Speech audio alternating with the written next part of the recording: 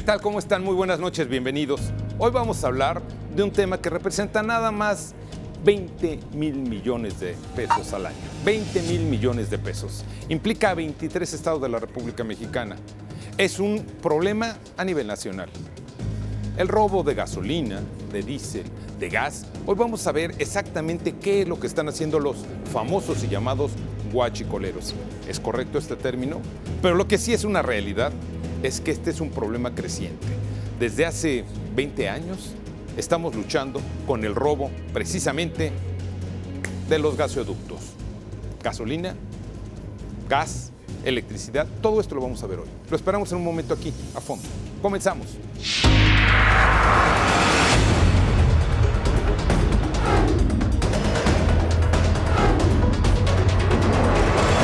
A fondo, con Eduardo Campos.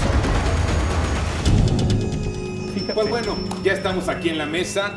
Primero que nada tengo que agradecer la presencia de 3 periodistas de amplia trayectoria, especialistas en este tema y sobre todo la fortuna que tenemos ustedes en casa y nosotros aquí en los estudios de contar con ellos. Tenemos aquí a mano derecha a un hombre profesional por todos lados, Ricardo Ravelo, periodista de muchos años, director de la revista Variopinto. Ricardo, te agradezco mucho que estés con nosotros y que nos des luz en este tema tan importante. Muchas gracias por la invitación.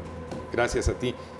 Noé Cruz Serrano, un hombre de años y años de estar cubriendo la información energética en este país. Hoy es reportero destacadísimo del periódico El Universal. Noé, esperamos que los datos que nos aportes y que nos ayudes a entender a la audiencia, para que entendamos y podamos desmenuzar qué es lo que realmente está pasando de esto, estén aquí en la mesa. Y bueno, Genaro Villamil, Gracias. Reportero de la revista Proceso, un hombre que pues se ha llevado portadas de la revista con reportajes, temas que entra al fondo y nos da a conocer cosas que no necesariamente están a la luz de todos nosotros. Señores, bienvenidos, gracias por estar aquí en su casa. Les agradecemos su presencia y lo que nos ayuden para lograr hacer este tema que tanto se habla, que todo el mundo parece tener conocimiento de decir, yo sé, yo esto, yo lo otro. Pero bueno, vamos a tratar de ubicar esto desde un justo medio y sobre todo tratar de darle un orden y hacerlo fácil para la gente. Cuando hablamos de guachicoleros, es el término exacto que debemos de utilizar. Debemos de enterar a la gente que roba gasolina nada más y diésel. Se los pongo en la mesa. ¿Noé? Yo creo que etiquetarlos como guachicoleros es relativamente un término falso, un término que no responde. Yo lo reduciría simplemente, son delincuentes, Ladrones. Son ladrones, simple y sencillamente, ¿no? Además hay una cuestión también, el término guachicolero surge cuando este problema empieza a nacer, estoy hablando de hace casi 20 años, empieza a nacer cuando se empezó a detectar que había gasolina adulterada en el país. Estas personas se dedicaban a mezclar justamente gasolina buena con una gasolina que entraba de Texas, una gasolina incompleta, con deficiencias incluso en elementos y que mezclaba para vender, tener mayor volumen, y esos eran en realidad los guachicoleros. Okay. Para mí son simples ladrones. Mezcladores. ¿De dónde empieza este problema, Ricardo? ¿Dónde tenemos que decir, bueno, ok, hace 5, 10, 15, se habla de 20 años, ¿de dónde estamos? Yo creo que, estamos hablando de 2 décadas por ponerle una fecha, un periodo. Creo que es un tema de muchos años, de mucho más tiempo. El robo en Pemex es histórico, la corrupción en Pemex es histórica y el tema de las gasolinas, obviamente, pues desde que yo tengo uso de memoria, viene de por lo menos 30 años para acá, así como organización, es decir, porque antes las redes estaban, o están todavía, pero las que operaban eran de Pemex, ¿no? Hoy este negocio lo explota el crimen organizado, particularmente a este grupo de guachicoleros, que coincido con lo que dice Noé, o sea, no me parece un término peyorativo pero que en realidad son delincuentes, ¿no? El huachicol es una bebida adulterada, alcohólica adulterada, y en efecto deriva de eso porque estas gentes el combustible lo incrementan mezclándolo y vendiendo gasolina adulterada que justamente le venden a los mismos gasolineros cuyo principal proveedor es Pemex. Entonces, hablamos de una etapa por lo menos de 30 años a la fecha, que desde mi punto de vista las redes de huachicoleros es una punta de la madeja, porque la verdadera madeja está en Pemex, ¿no? Y habría que para poder conocer a detalle de dónde empieza, cómo opera, hay que empezar por las refinerías, porque el robo de gasolinas no solamente es abrir un ducto y extraerlo, sino robarse una pipa. Hay casos documentados de pipas de Pemex que salen de las 6 refinerías del país, supuestamente para descargar en las estaciones, y no descargan en las estaciones, descargan en zonas de almacenamiento clandestinos, cuyos operadores centrales son funcionarios de Pemex. Y lo que me llama mucho la atención es que el gobierno federal, en este combate a estas redes criminales, no menciona absolutamente nada de la red de corrupción que opera en la paraestatal. ¿A quién podemos ubicar dentro de esta acción ilegal? ¿Quién está operándolo? ¿Ya de quiénes hablamos, Genaro? Que tú alcances a detectar. Mira, los nombres así tales cuales son muy difíciles porque estamos hablando de un cártel. Yo creo que son varios cárteles. Es decir, ya no es un asunto, como dice Noé, del traficante menor que adultera combustible para venderlo de manera ilegal. Aquí estamos hablando de una estructura organizada y que se organizó. Tengo un dato ahí que me llamó mucho la atención. Se organizó desde la alternancia en este país, es decir, desde la llegada de Vicente Fox hasta ahora de una manera más intensa. Los datos de la propia gerencia de Pemex hablan de que desde el 2003, cuando Vicente Fox dijo que había que armarse una estrategia de coordinación donde estuviera Pemex, Sedena, Marina, Hacienda, Policía Federal, el robo a combustibles se ha incrementado 10,000%, según las cifras del propio Pemex. Es decir, no estamos hablando de un negocio en picada, estamos hablando de un negocio en auge. Pleno florecimiento. Y de un negocio que no se puede hacer sin la colusión de los funcionarios y del sindicato de Pemex, ¿no? Es decir, y también sin la colusión de gobernadores, ¿no? El caso de Puebla, el caso de Guanajuato es muy claro. Y también es un negocio que no se puede hacer sin al menos la complicidad de algunos mandos militares, que son los que al final de cuentas tienen la vigilancia. ¿El nombre del juego se llama impunidad? Sí, sí, claro. Impunidad, corrupción. Y simulación. Es decir, porque es todo esto que estamos viendo, este último episodio de Palmaritos, que además es muy trágico, hay desde mi punto de vista y en el manejo mediático, hay una especie de gran simulación. Es decir... ¿Quién simula? ¿Quién simula? Las autoridades. Es decir, estamos descubriendo que hay una banda de huachicoleros en Puebla que son peligrosos. Lo saben desde siempre, hombre. Sí, yo quiero agregar justamente este punto, Genaro. Quiero agregar un detalle, porque llevamos aproximadamente 3 años queriendo dar la mejor cara para sacar la reforma energética. Y temas como el robo de combustibles, no aparecen ni siquiera en el plan de negocios de Petróleos Mexicanos, o al menos en el resumen ejecutivo no aparece. Ni en la reforma energética y no aparece, hubo nada específico. No aparecen como un problema serio. Entonces nos dimos a la tarea de dar la mejor cara para los inversionistas, y son justamente hoy los inversionistas los que están obligando al gobierno federal a salir a tratar de dar soluciones en este problema. ¿Por qué? Y voy a explicarlo. Hace unas semanas se reunieron en Houston, Texas, algunos CEOs de empresas muy importantes que ya están en México, empresas petroleras internacionales, o algunas ya están en México, otras van a llegar, Shell, Exxon, Tesoro, por ejemplo, Texaco. Y el problema que ellos comentan, lo que más les preocupa es la seguridad, la falta de seguridad. ¿Quién les va a proporcionar la seguridad a ellos para que puedan operar? Tesoro tiene un problema en Baja California y Sonora. Baja California y Sonora también tiene perforación y tomas clandestinas. Alguien va a tener que pagar lo que ahí se va a hacer. Alguien va a tener que sacar de su dinero para reparar las tomas clandestinas y para combatirlo. Y este es el dato interesante. En esta reunión, estas empresas hablaron de empezar a conformar ejércitos privados de seguridad. Uf. Entonces vamos a tener en el país Una policía alterna. una que policía vigila. alterna que incluso puede ser extranjera, paramilitares, en Baja California, en Sonora, en todos aquellos lugares en donde estas empresas estén operando. ¿Por qué? Porque simple y sencillamente el gobierno federal no les puede garantizar la seguridad que ellos requieren. Para mí, el origen de que ahora salgamos a ver este problema que tiene 20, 30 años, tiene que ver con esto. La presión justamente de las empresas extranjeras de decir, sí llego, pero quiero seguridad. O tomo el camino. Es muy importante lo que dice Noé, porque además, por ejemplo, la edición de esta semana de la revista Proceso menciona a un general que fue el ex jefe de escoltas del presidente Enrique duro Peña Nieto, durísimo. Eduardo León durísimo. Traubis, estoy viendo aquí el nombre.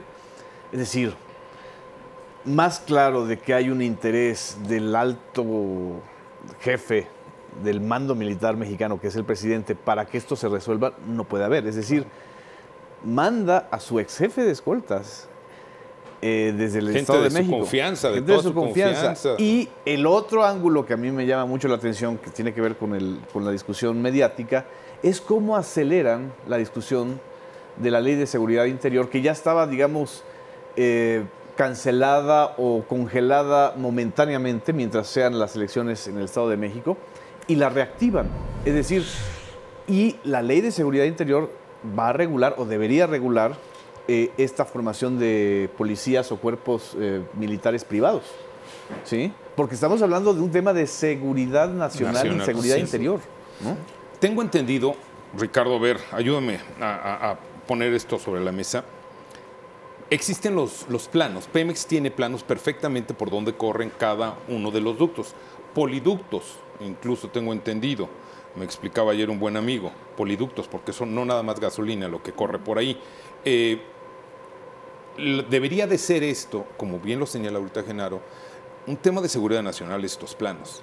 Sin embargo, no digamos gobernadores, presidentes municipales y regidores tienen acceso a estos planos. Claro. Sí, pasa lo mismo con los penales de alta seguridad, ¿no? Es decir, los planos para cavar túneles pues son prácticamente información pública, ¿no? Es decir, mira, en efecto, Pemex está dotado de una alta tecnología que se implementó no hace mucho, justamente para pues, tener un monitoreo, entiendo que un poco más eficaz y evitar, o por lo menos tener detectado dónde hay fugas por accidentes o provocadas por estas redes de delincuentes, ¿no? De allí que no se explica por qué el robo de combustible se ha convertido en un gran negocio, sobre todo porque estos grupos tienen información privilegiada de Pemex. Es decir, la información sale de la paraestatal, les dan a conocer horarios, porque todo esto no es que el ducto esté fluyendo constantemente. 24 horas, no, 24/7. Porque pasan un producto, digamos, diésel, y después de eso pasan un líquido para limpiar el ducto, porque en otro tramo de tiempo va a pasar, por ejemplo, gasolina magna.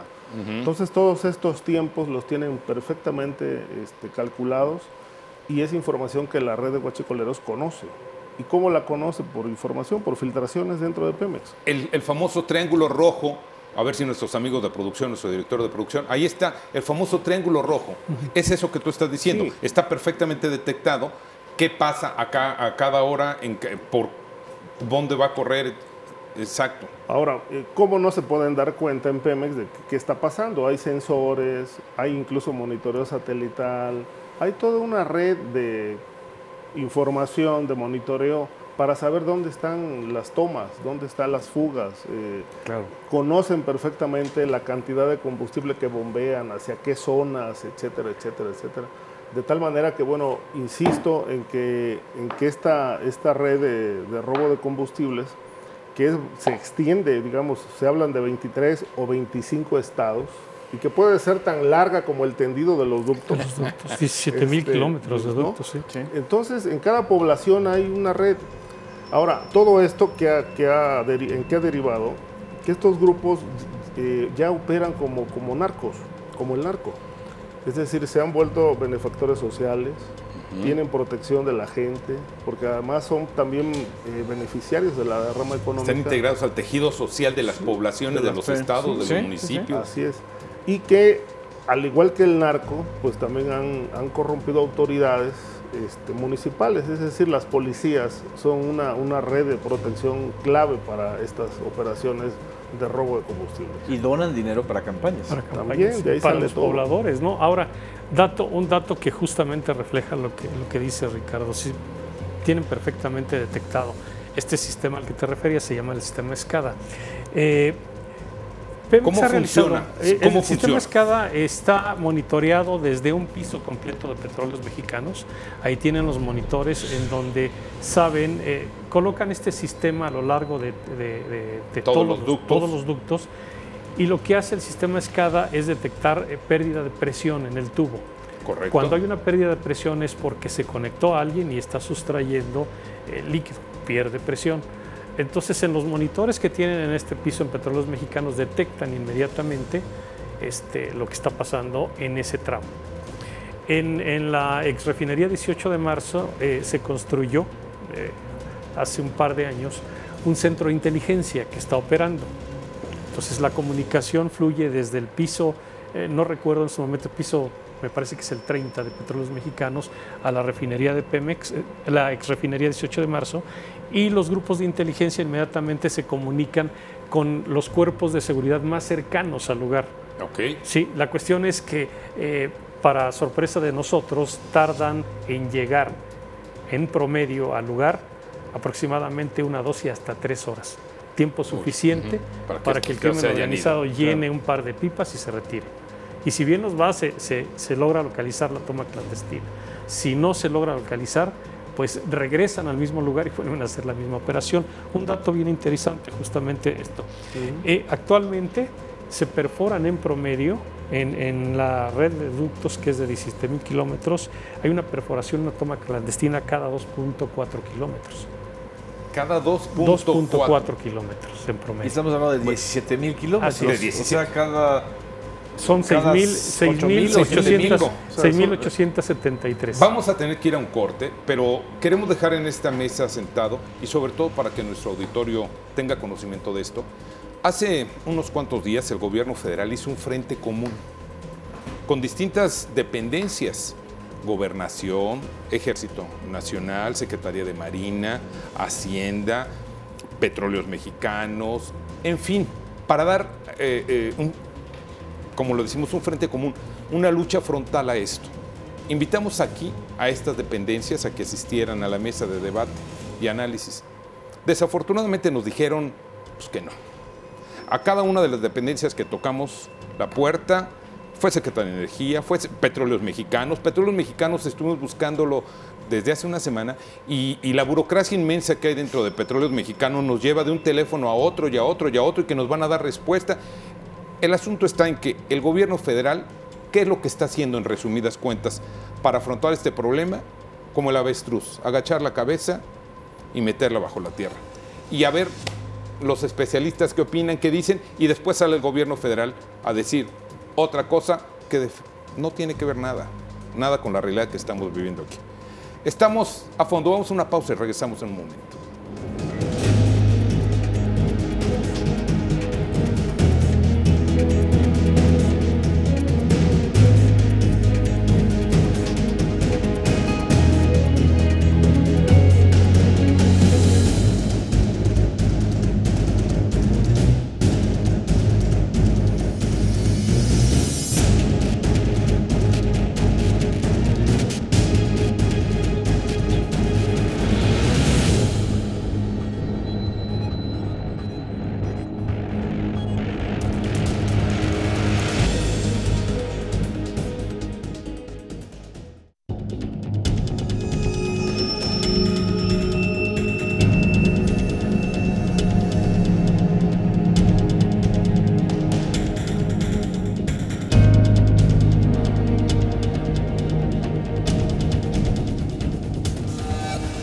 Yo les decía antes de irnos al corte que se hizo este frente común para pues, tratar de afrontar precisamente este problema del robo de combustible. Pero tú decías algo, Genaro, ¿qué frente común?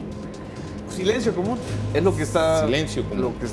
Lo que está operando, porque entonces ya no hay información en realidad sobre las acciones concretas que se deben tomar para enfrentar el robo de combustible, sino que se está informando ya a raíz de la filtración de estos videos, de los enfrentamientos entre presuntos ladrones de combustible y militares, pues ya la discusión se tornó en otra vez si el ejército debe o no estar en labores de policíacas, es decir, el método mexicano de revolver todo para no discutir a fondo el tema. El tema es la corrupción que está alimentando el robo de ductos y que lo ha hecho incrementar de manera exponencial.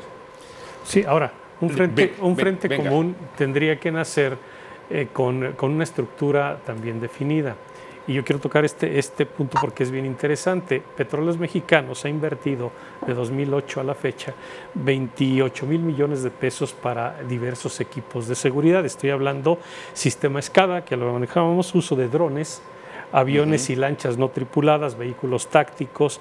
Es más, incluso hasta mandó construir guarniciones militares justamente para el ejército y puestos de mando móvil. Pero desafortunadamente, la gran parte de estos equipos no están funcionando. ¿Cómo? En el caso de los drones, y esta fue una crítica que hizo la administración de Lozoya cuando él llegó y recibió los equipos, en el sentido de decir, estos equipos no funcionan. Y no funcionan para lo que los necesitamos.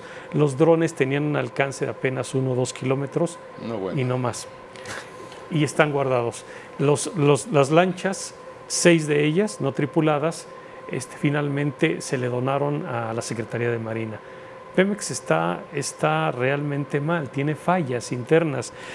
Petróleos Mexicanos estableció, por ejemplo, varios mecanismos para 2 de ellos importantes. Uno de ellos fue marcar la gasolina con un químico, darle un color para diferenciarlo y que los laboratorios móviles de Pemex y también de la Profeco y todos ellos pudieran detectar cuál era la gasolina que salía de Petróleos Mexicanos a las estaciones de servicio. Ya no está funcionando. En febrero de 2015 anunciaron también con bombo y platillo el asunto de que iban ahora a mandar a través de ductos gasolina incompleta para que en las terminales de almacenamiento le agregaran el aditivo. Bueno, Petróleos Mexicanos nos dijo, fue solamente un proyecto piloto que duró 2 días y no funcionó. Entonces, en esas condiciones, ¿cómo vamos a enfrentar la situación? Yo quiero apuntar dos cosas. Una, que desde hace por lo menos 10 años es significativamente importante la vinculación del cártel de los Zetas en Pemex. Claro. Y a esta red pertenecen, yo creo que por lo menos el 50% de los gasolineros del país. Es decir, yo creo que desde el sexenio de Ernesto Zedillo a la fecha se dio un boom de las franquicias para instalar gasolinerías en toda la República, incluso violando las propias leyes respecto de las distancias que debe haber entre una estación de servicio y otra. Pero la PGR abrió incluso investigaciones desde 2000 a la fecha, en el sentido de que esta red de gasolinerías tenían que ver con blanqueo de dinero. Es decir, fue un instrumento muy socorrido del crimen organizado para blanquear dinero. Luego se detectó que el cártel de los Zetas operaba en Pemex y uno de las líneas de negocios que mejor explotó fue justamente el robo de combustible. Mira lo que tienes ahí en pantalla de lo que estabas hablando. 62 mil millones de pesos. Estamos hablando que fue en la época de Calderón. Se habla que con Zedillo ya vamos, con Peña Nieto vamos en 97 mil millones. Y otro dato, va subiendo. Y otro dato que llama la atención es que desde Zedillo a la fecha, el botín importante se llama Pemex Refinación. Es decir, Pemex Refinación ha sido el gran negocio desde Zedillo, cuando empezó la reconfiguración de las refinerías, que fue un fraude, un fiasco completo. supuestamente las modernizaron para que no importáramos combustibles, y hoy, 20 años después, ocurre todo lo contrario. Dependemos del mercado internacional para abastecer el mercado interno. Y fue la gran caja chica del sexenio de Fox, ¿no? Con los escándalos de corrupción de los hijos de Marta Sagún en Pemex Refinación y todos los contratos que se dieron. Y sigue siendo Pemex Refinación el botín sexenal, sin duda actualmente todavía, ¿no? A ver, yo les quiero invitar a que vayamos de la mano en esta reflexión. A final de cuentas, Pemex es una empresa de gobierno, como lo querramos ver, es una empresa. Y nadie en una empresa va a permitir, o debería de permitir, que le roben su materia con lo que hace negocio precisamente. ¿Cómo los directores de Petróleos Mexicanos permiten eso? Y no digo nada más el actual director, sino que estamos por lo menos hablando de 20, 30 años atrás. La impunidad está presente, permiten que todo esto suceda. ¿Por qué ustedes, los especialistas, pueden aportar toda esta información? Y en Pemex y en el gobierno federal, pues parece ser que nada pasa, o aunque pase, pues nada hace. Porque Pemex es un botín. ¿De quién? De todos los que han pasado por Pemex. Es decir, es un botín, desgraciadamente, es la empresa más importante del país. Es decir, define los ingresos de Pemex, o lo que vende Pemex, o lo que extrae Pemex, definen el presupuesto público nacional. Es decir, es la empresa 10 veces mayor a la mayor empresa privada en México, que es América Móvil. ¿Sí? O sea, es 10 veces más grande Pemex. Ok.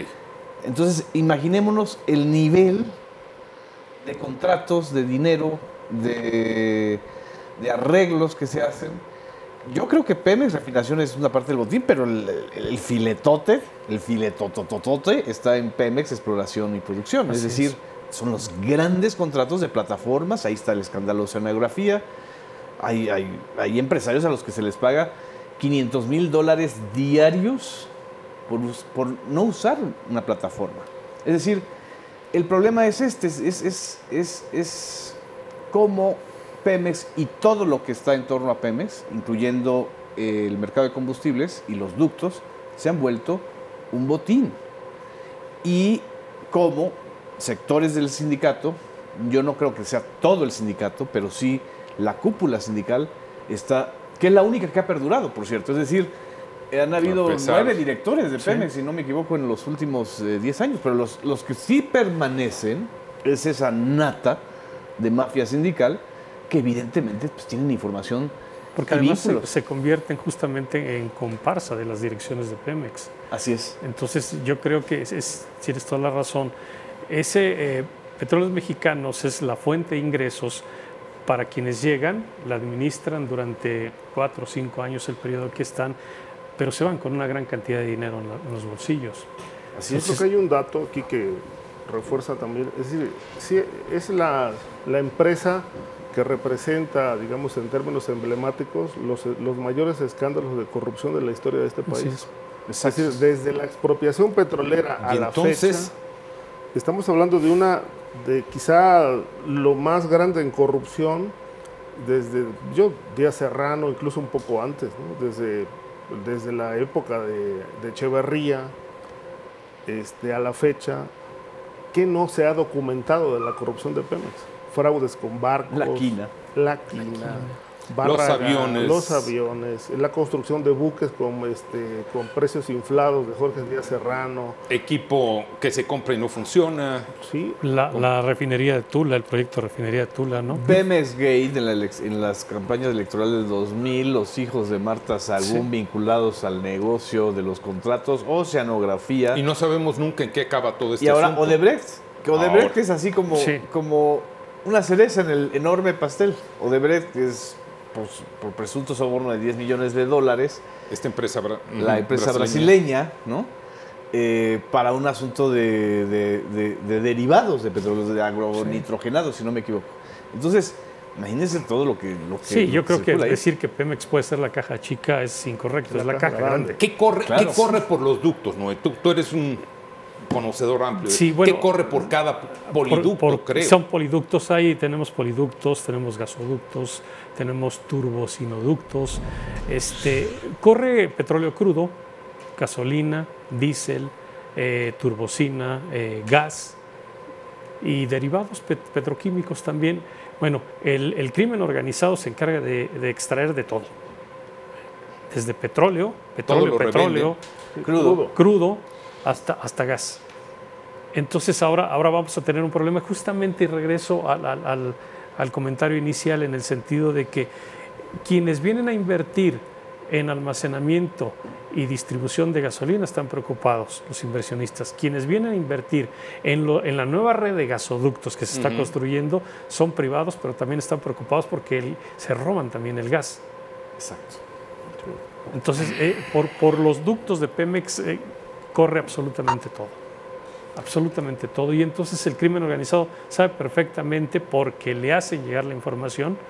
Yo no sé si, repito, desde el piso donde les comento que existe todo aquel sistema de medición, o de los cuerpos de inteligencia en la exrefinería, no lo sé. Hay supuestas evidencias de que efectivamente la información surge de ahí, para que en su momento determinado ellos puedan llegar a los ductos en el momento en que pasa algún producto que les interesa, ¿no? Ahora, los ductos no son la única, digamos, red de distribución de Pemex. También tiene, digamos, distribución marítima, terrestre. Y terrestre. En el caso de las terrestres, yo recuerdo que documenté hace 10 años aproximadamente, que por ejemplo una pipa sale de la refinería de Minatitlán, con rumbo a, por decirte algo, a Cadereyta, pero antes de llegar a su punto, pasa a un lugar a descargar.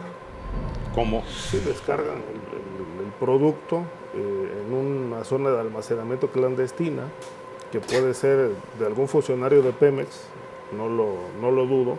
Luego llega a Cadereyta, le dan entrada, entra a la zona de almacenamiento y registran que vació el producto, cuando en realidad ya no llevaba nada. Eso. Y ahí quiero agregarte un dato que ayer también me comentaban. Resulta que cuando salen las pipas de la refinería, no se miden por litros, se miden por kilos. Y resulta que las pipas, que tienen una capacidad X, se ponen en la báscula, pero van rellenas de agua. Sí. Porque cuando ya sale la pipa que trae el combustible, pues ya va a la mitad o esto. Entonces, ¿dónde está todo esto? Esto que tú señalas, que van y descargan en lugares X, que uno no es que quiera poner nombre y apellido, pero puede ser que para que se sepa eso, pues tiene que ser información que se filtró desde la paraestatal, desde Pemex. Hay incluso un robo de producto crudo, por ejemplo, en puertos marítimos, e incluso en alta mar. En alta mar sí se realiza, se pegan barcos o lanchas del crimen organizado al barco, y ya sea que perforan o obligan a la tripulación a realizar descarga. Y yo creo, aquí también hay un elemento bien interesante. Sí, hay un elemento bien interesante. Efectivamente, esto de lavado de dinero en las estaciones de servicio es un hecho que se está documentando, y creo que es más que evidente. Pero cuando algunos inversionistas quisieron llegar a lo que es el comercio de combustibles en México, se dieron a la tarea también de comprarle las estaciones de servicios a los inversionistas mexicanos, a los empresarios mexicanos, muchos de ellos negocios familiares. Pero el que no quería vender era obligado o amenazado. Amablemente invitado a que vendiera su estación de servicio. Si no, la familia lo pagaba, o el negocio. Y esto mismo ocurre justamente para la venta de gasolina robada. La Secretaría de Hacienda detectamos 15 estaciones de servicio que están vendiendo gasolina robada, ya lo documentamos. Sí, yo no estoy defendiendo el gasolinero, pero ojo, muchos de ellos son obligados, poniendo en riesgo a la propia familia si no realizan la comercialización del producto. Otros evidentemente son empresarios voraces y están dentro del esquema de la comercialización.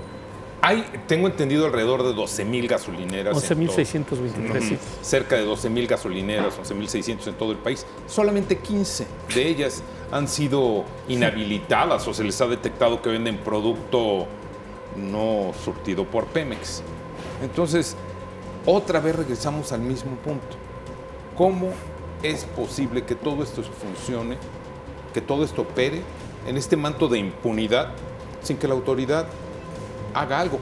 Y hay soluciones. Colombia creo que nos da la pauta de qué fue lo que se puede hacer ahí.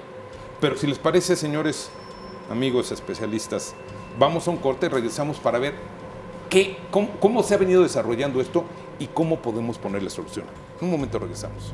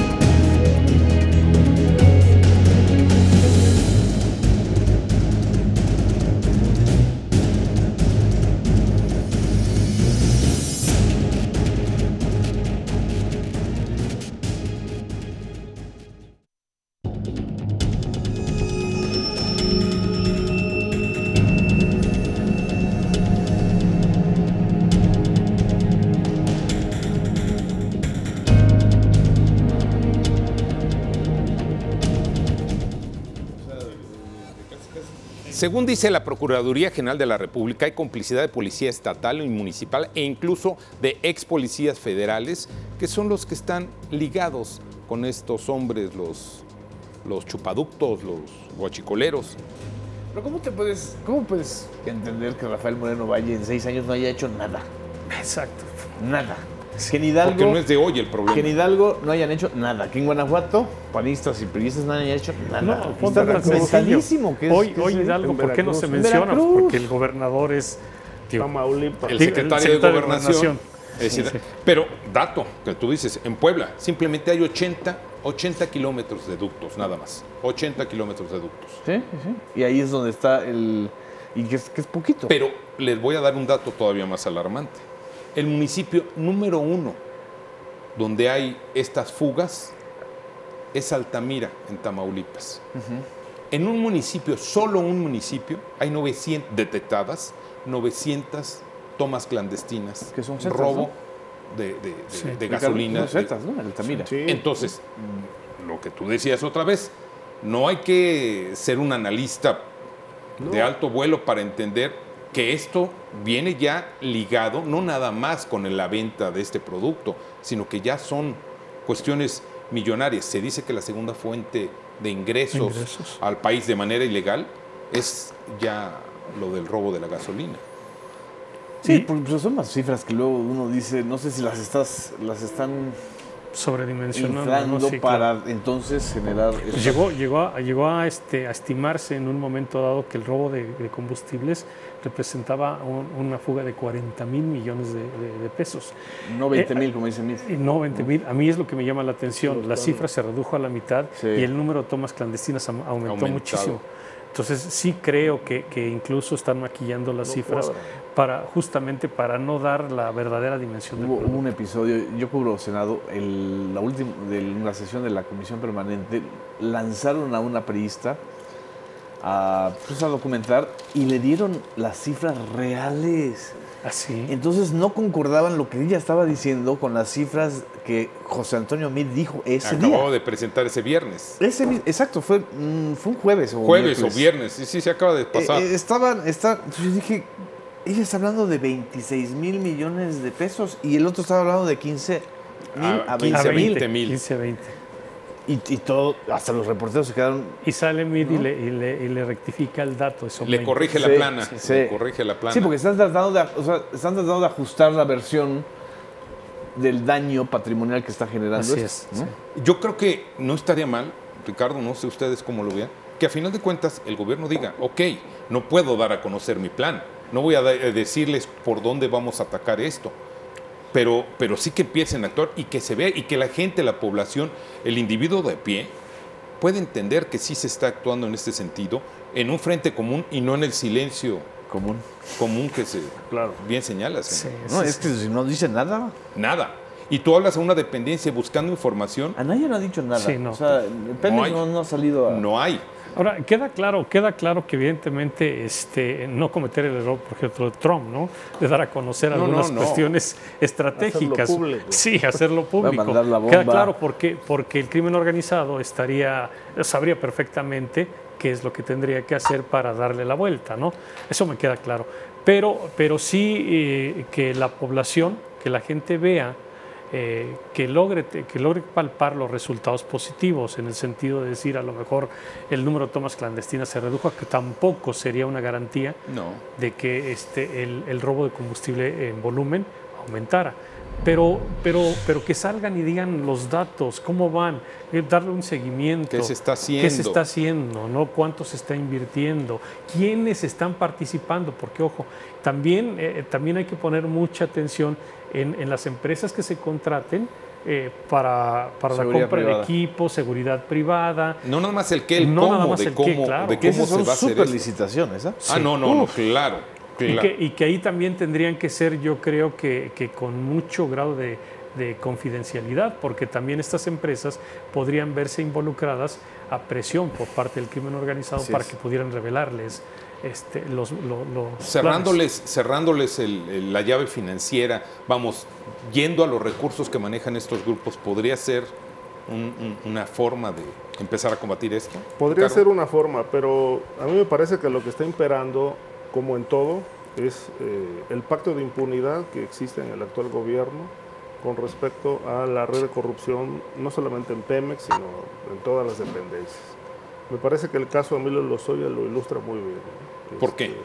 Pues porque, el señor está denunciado de haber tenido contacto con empresas defraudadoras, OHL es una, Odebrecht es otra, los casos de corrupción, y está denunciado ante la Cámara de Diputados, hay investigaciones contra él y no se hace absolutamente nada. Yo creo que, por ejemplo, lo que no vemos ahorita es que el gobierno haya anunciado, por ejemplo, que una revisión a fondo de toda la red de ductos. Tampoco vemos acciones dentro de Pemex, porque me parece que, el gran problema es la corrupción interna, y esa se está protegiendo. ¿Qué estamos viendo? Una acción hasta cierto punto simulada, como lo decía, donde al problema se le está enfrentando con operativos. Es decir, más militares, más soldados. Parchecitos al problema. Sí. Y otra cosa más grave, están diciendo que no se puede hacer nada hasta que haya una ley de seguridad interior. Sí. Es decir, están aventando el problema. No, presionando al Congreso como si con eso se pueda... O sea, una ley no resuelve nada. Es decir, una ley no te resuelve algo que es... El diagnóstico lo tienen, Noel lo está diciendo, ahí tienen datos de inteligencia muy claros. Lo que están haciendo es administrar el conflicto para presionar y quizá a lo mejor una nueva ley de seguridad interior que les permita meter seguridad privada. Sí, ahora también el hecho de en un momento determinado utilizar una ley para aumentar la penalidad por el robo de combustibles, yo creo que tampoco resuelve gran cosa. Porque ¿a quiénes son a quienes atrapan en el momento? Pues es la parte, yo le diría la parte del ejército, del crimen organizado, los sacrificables, la gente que, llamémosle operativa, carne de cañón. Sí, los chivos expiatorios. Exacto, los chivos expiatorios, pero las cabezas... Ellos no son los que hacen. No llegan ahí, es decir, la investigación no llega allá. Hoy estamos viendo que aparecen dos tipos que son supuestamente los líderes. El Toñín pero ellos seguramente le responden a alguien. Alguien más. Entonces, la idea es justamente, si hay un trabajo de inteligencia, porque lo hay, es que saben quiénes son las cabezas. O por lo menos pueden inferir por dónde está el asunto. Y si sale información de Petróleos Mexicanos, es que en Petróleos Mexicanos hay quien está participando. Probablemente hasta los tengan identificados. Y vamos más allá de lo que tú mencionabas hace rato, y se los pongo en la mesa, señor. Un plan de negocios, el business plan que conocen los gringos ahora que están entrando aquí, todas estas compañías extranjeras, dentro de las líneas que te da desarrollo, te debe de marcar cuáles son tus riesgos de pérdida, sobre todo en una cuestión de este tipo de hidrocarburos, ¿no? De combustible. Entonces, ¿cómo es posible que acaba de presentar Pemex hace unos meses ese plan nacional para reestructurar y Pemex vaya a salir adelante y no manejen un solo dato del robo de combustible? Sí, pareciera que el robo de combustible no es un elemento de importancia y salen y nos dicen que sí, ¿no? La estrategia, repito, a lo mejor no te dicen en el plan de Petróleos Mexicanos, esta va a ser la estrategia a seguir. A lo mejor no la delineas completamente, pero la gente va a estar enterada que vas efectivamente a buscar soluciones. Y que ¿no? tienes una pérdida de tanto claro, más cuanto y pues vas a tratar de actuar o estás actuando en este sentido. Sí. Yo creo que como siempre la carreta va adelante que el caballo, ¿no? Es decir, se emprendió una reforma energética sin ver el tema de seguridad, Sí. que es clave para poder tener garantías de inversiones extranjeras, porque es lo que demandan las empresas que van a invertir en Pemex. Y nos vendieron como algo extraordinario esta reforma energética. Es como la reforma legal, ¿no? Es decir, puede haber muchas leyes anticorrupción, muchas fiscalías, pero si la parte central, si no hay depuración de la clase política, es muy difícil que eso se aplique. Al final las leyes son meros instrumentos sin dientes, ¿no? Y creo que el tema de la seguridad siempre se ha dejado de lado. ¿Qué va a pasar ahora con la reforma, la ley de seguridad interior? Es decir, el ejército está solicitando regular su participación, no solamente en el tema del narcotráfico, ¿no? Sino ahora en estas tareas que también ya los involucraron. Pero la gran pregunta es, ¿y hay con qué hacer, con qué garantizarla? A mí me parece que si tenemos el 80% de las policías ligadas al narco, pues no hay de otra más que seguir con marinos y militares, ¿no? Es decir, y nos alcanzan los marinos y militares para darle cobertura a todo el país. Y más allá la pregunta es, ¿esta es su función? No lo es. Pero hay algo interesante en lo que dice Ricardo. El discurso, estoy observando el discurso público del secretario de la Defensa y de los impulsores legislativos de la Ley de Seguridad Interior, y sí está cambiando. Es decir, no es ya solamente para que hayan más militares y marinos, sino para operar el retiro paulatino y ordenado de militares y marinos que están en funciones de policía para que entren cuerpos privados.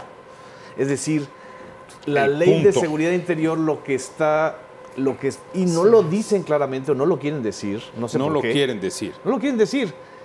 Lo que se pretende es el retiro de las fuerzas militares y de marinos para que entonces ingresen cuerpos privados. Es decir, están abriendo un nuevo negocio sobre el tema de la seguridad nacional, porque el asunto de los ductos es un tema de seguridad nacional. Sí. Déjenme preguntarle aquí a nuestro director de producción si tenemos el byte, el inserto del secretario de la Defensa Nacional, cuando por primera vez este fin de semana dice que hay simple y sencillamente impunidad. ¿Lo dejaron crecer los estados? Pues yo creo que sí hubo ahí omisiones de algunas autoridades y hoy estamos con este problema. ¿También acabarán con las bandas que hay aquí en contra del robo de gasolina? Bueno, no creo que ese problema no es del ejército ni de las Fuerzas Armadas, es de los gobiernos. Es un asunto que deben resolver los gobiernos. Pues bueno. ¿Y le echan la culpa a los gobernadores? Claro, a los gobernadores por omisión. Sí. Entonces, lo que tú decías, ¿cómo es posible? Este no es un problema del actual gobernador de Puebla, ni del actual gobernador de Guanajuato. Esto viene atrás, y si le jalamos el hilo a la madeja, quién sabe dónde encontramos.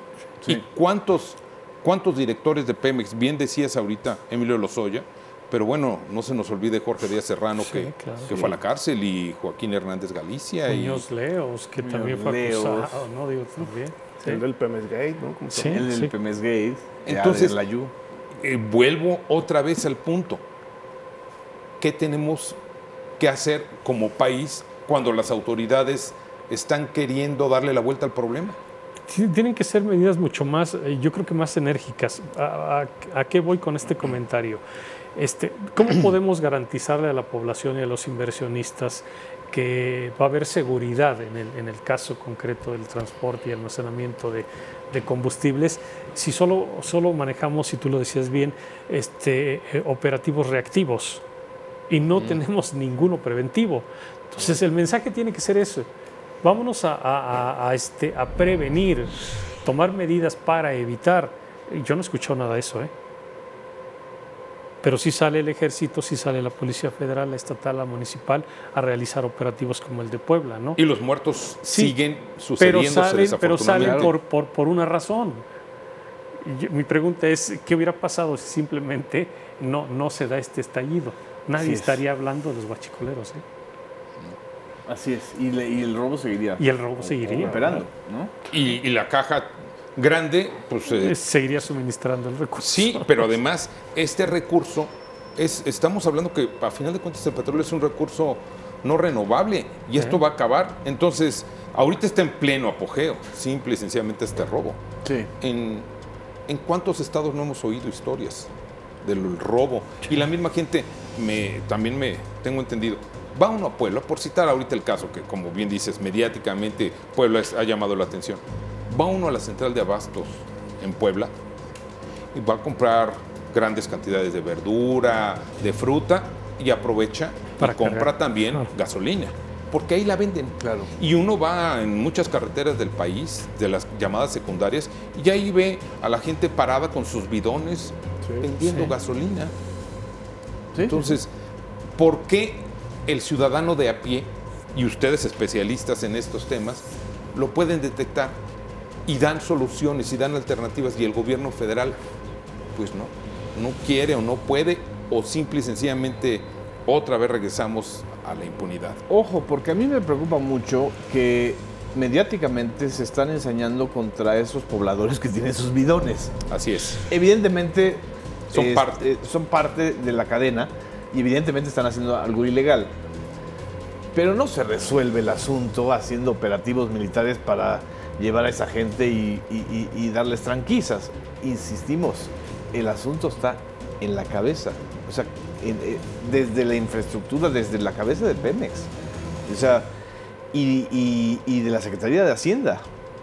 Es decir, ellos tienen información que han estado soltando hasta por partecitas. Lo grave sería esto, otra vez caer en la criminalización de los pobladores de estos municipios. Esta red social, como de su tejido social, no es el responsable. Ellos no están, son Pero partecitas. son a los que están matando. Sí, Ese es el desafortunadamente. problema. Yo creo que un primer paso es limpiar Pemex, Sí. pero en serio. Hay muchísimos cotos de poder en Petróleos Mexicanos, ingenieros que incluso le niegan la información a los directores para ¿sí? seguir teniendo el control, claro. Se las niegan. Hay información estratégica que algunas direcciones la controlan y la tienen guardada. Y la tienen perfectamente. Esto ocurrió, por ejemplo, con Ramírez Corzo. Ramírez Corzo se enteró que teníamos supuestamente grandes yacimientos de recursos prospectivos, pero porque tuvo la suerte de que estos grupos se la soltaran para alcanzar la dirección. Vamos a un corte, regresamos en un momento y sobre todo queremos tratar de llegar en esta mesa a conclusiones que nos permitan ver cuál es la solución a este problema, que el problema está aquí y es un problema creciente, no de ayer ni de hoy, ni como mencionábamos, de un gobernador o del otro. 30 años le podemos poner atrás. En un momento, regresamos.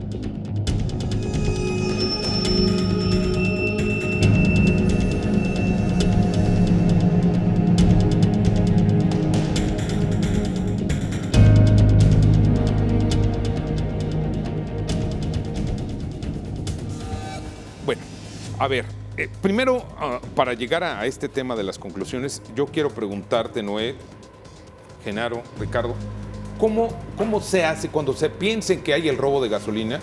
Pues no es con la manguerita esa que se riega el jardín, que se le hizo un hoyito y se metió la manguerita. ¿Qué pasa? ¿Cómo es esta toma clandestina? Sí. No sé qué nos puede explicar. Llega a ser ya... ayer escuchaba algo extraño, decían que no nada sofisticado. Sí lo es, porque los ductos tienen determinada presión y cualquier elemento externo que pudiera afectar hasta la temperatura del ducto puede provocar un estallido. Entonces, deben de conocer la forma de perforar de manera tal que no se incremente la temperatura en la parte donde van a perforar. Correcto. Después también deben tener suficiente conocimiento para soldar los equipos por los cuales se va a sustraer el combustible. Y eso solamente lo conoce la gente de Pemex, la gente que ha estado trabajando años y adquiriendo este conocimiento. Entonces, yo no creo que el crimen organizado vaya a Arabia Saudita, vaya a Estados Unidos a contratar a alguien que haga la perforación. No. Es gente de Pemex. No hay más. No hay más, no hay vuelta de hoja. No hay vuelta de hoja. No es de que lo aprendes ahí en... No, gente de Pemex o ex trabajadores o funcionarios de Pemex y muchísimos de ellos incluso sindicalizados vigentes. Okay. Yo creo que una de las partes fundamentales está ahí. Sindicato... hay que ponerle el ojo. Hay que ponerle el ojo. Ojalá podamos ponerle el ojo y nos permitan sobre todo verlo y ver que se está actuando. Realmente, como dicen ustedes, ya está este funcionario en la cárcel, ya está responsable, ya se conoce esta información que esta persona le dio a estos delincuentes. Pero, a ver, Genaro, ¿hay solución a este problema? Sí, claro. ¿Cuál? Por supuesto que hay solución. En primer lugar es tener un diagnóstico claro, coherente y público del asunto. Es decir, estamos ante una saturación mediática de datos, pero de datos inconexos, de datos incluso contradictorios. Yo creo que lo primero es un diagnóstico claro, con responsables claros y, por supuesto, no enredar al estilo mexicano la discusión fundamental con el tema de la Ley de Seguridad Interior, que yo creo que son dos asuntos completamente distintos que podrían cruzarse, pero las están mezclando y eso está contaminando el tema, ¿no? Es decir, el problema del robo de combustible en México es un tema criminal que viene de más de 30 años, que el Pemex sabe perfectamente las dimensiones del caso y que es muy probable que tenga diagnósticos y que la Procuraduría General de la República y la Auditoría Superior de la Federación lo tienen también ya documentado. Es decir, lo que hace falta es hacer valer el peso de la ley, no hacer más leyes. Es decir, ¿para qué quieres más leyes que a final de cuentas sirven como trampas para que otra vez surja la corrupción? Ya. Quien hace la ley hace la trampa. ¿Hay solución? Sí. Ricardo. Yo creo que tiene que ser una decisión del presidente. Exacto. O sea, una decisión del presidente. Decisión política. Una decisión política central para ponerle fin a este tema, o por lo menos meterlo en orden, control. Yo no conozco otro caso tan emblemático donde el Estado se captura a sí mismo, ¿sí? Es decir, donde si no se puede hacer nada, si no se puede investigar a los funcionarios de Pemex, si no se puede destruir la red de robo de combustible, si no se toman acciones claras, es porque el negocio es el poder. Y el negocio, impunidad. Y el negocio, para mí, es desde el presidente hasta el último de los huachicoleros. Una red muy amplia que empieza en Los Pinos y termina no solamente en Puebla, sino en Hidalgo, en Veracruz, ve tú a saber. En Tamaulipas. Entonces es un negocio del poder. Y como es un negocio del poder, pues no lo quieren terminar, ¿no? Porque beneficia a todos. Noé, ¿tenemos solución a este problema? Yo creo que sí, regreso. Una parte intermedia, justo creo que coincido perfectamente contigo, es desde las líneas de arriba hacia abajo, pero el punto intermedio, yo insistiría, una limpieza total en Petróleos Mexicanos, total, y me refiero total en mandos, en subdirecciones, direcciones que son añejas, gente que está ahí metida y que nunca va a querer soltar ni la información ni los puestos. Ahora, para mí lo patético, y es un poco rápidamente lo que sí, comentabas, porque nos tenemos que ir desafortunadamente. Que parece ser que el crimen organizado aprende más rápido que el gobierno federal. Esto de usar niños y usar mujeres en el robo de combustibles, esto ya lo hacían en ferrocarriles, lo han estado haciendo, utilizan niños y mujeres. Entonces alguien aprendió más rápido que el gobierno federal para solucionar problemas, ¿no? Ricardo Ravelo, muchas gracias por estar con Muchas nosotros. Noé Cruz, un gusto. Gracias, muy amable. Genaro Villamil, muchas gracias. Muchas gracias. Señores, esto fue el show de los guachicoleros, desafortunadamente, pero hay solución. Aquí ya las escuchamos. Ojalá el gobierno federal actúe y no nada más haciendo este frente común, sino que accione. Gracias, los esperamos aquí en la próxima. Hasta entonces, buena noche.